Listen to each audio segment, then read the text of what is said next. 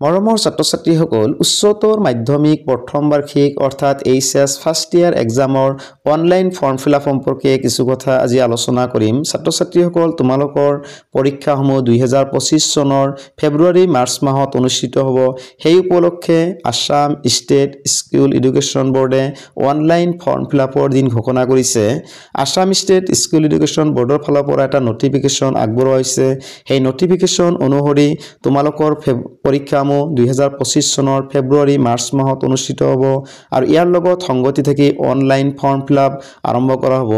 Online form fill up December মাহৰ 26 তাৰিখৰ পৰা আৰম্ভ হৈ জানুৱাৰী মাহৰ 13 তাৰিখলৈ চলি থাকিব।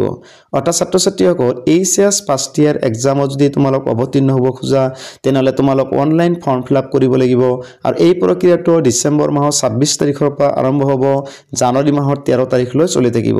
ছাত্ৰ-ছাত্ৰীসকল তোমালোকে অনলাইন ফৰ্ম ফিলআপ কৰোঁতে এক্সামিনেশ্যন ফিজ হিচাপে 250 টকাকৈ দিব লাগিব।